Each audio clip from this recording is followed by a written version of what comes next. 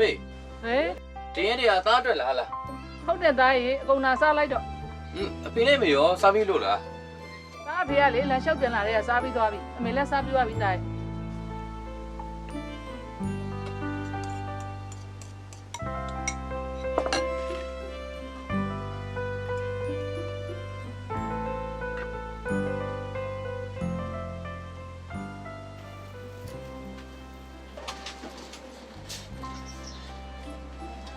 သားကြီးအမေဈေးသွားလိုက်တော့မယ်မေစောစောစီးစီးသွားမှာနေဘူးလို့ရှင်သွားလာတာပုံပင်မန်းတယ်ဈေးပေါ်တိုင်းရရောလာတယ်မေသားကြီးလေဟောအေးသား